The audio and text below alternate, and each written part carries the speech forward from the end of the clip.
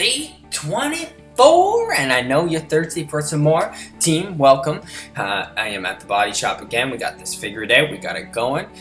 Today we're going to talk about what's going to happen in the cut and a few tips I'm going to give you to get the best possible cut possible. Okay, so over these kind of 20 days that we have left, this is when your mind takes over. And if you've already switched your mind to I'm getting better all the time, right? So that's a necessity. Even if you're doing 75 to 85%, let's say overall in a day, you're still getting better. Your body is still progressing. You are not downfall, which again, if you walk backwards is when you start failing. But if you can get up each time, there's some people that fall 3-4 times throughout this program and then finish hard at the end, and the result at the end from the start is what they see. And that's really what I'm going to show you at the end. Day 1 to week 6, 42 days later. What have you changed? What have you done? What have you learned? What have you experienced? What are you going to change in your fit for lifestyle now? You know, how are you going to adapt the change? What your changes you're going to make? Are you going to add one more cheat meal to make it livable? Because I promise you, if you do not structure and you just kind of go crazy, your body will be where it was in 4 weeks if you eat shitty. You'll never lose the muscle, but you won't get to see it and you'll get demotivated because it's underneath, right? And that base you can't see. And each time you do this, your base grows a little bigger and bigger and bigger and bigger, okay? And then eventually that base will stay. So I can walk around most of the time with a 6-pack now and have an 85 to 90% diet where I can have those things I want to have if I'm craving those things and not feel bad over it. Typically I'll have them before my workout or after. I believe that's the best 2 times to have kind of your worst, carb, sugar, well, if there is any sugar filled meal, your fruit, whatever. So that's one tip as well. You got to take that mindset and say, I want it, I'm hungry for it.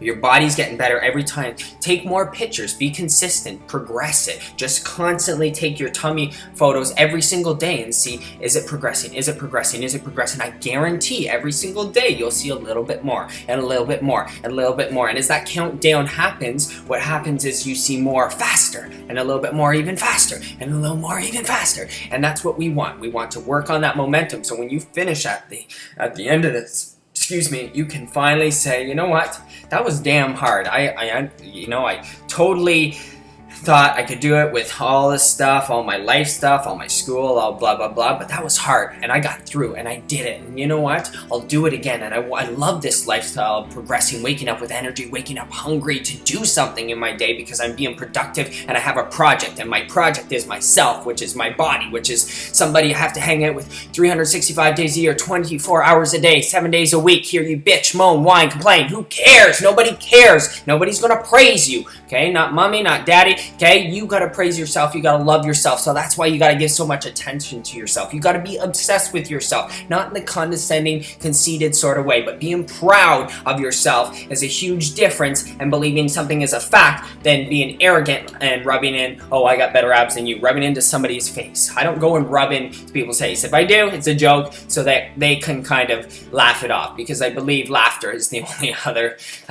positive thing that can increase your results as well. The more you laugh, the more you're going to work your abs, the more you're going to bring positive endorphins to yourself. You're going to bring that great energy, so then you're starting to get a better result because you're in a constant positive, you're rolled down the snowball and it's going fast as possible now, and the circumference is growing, and at the end you push right to the end, and then you pat yourself on that day, and then you reward yourself. And you take a couple days off so the body can rest, and then you reassess new goals, or else you get depressed. Okay? You need goals, you need direction, you need focus, you need accountability, you need discipline, you need persistence, consistency.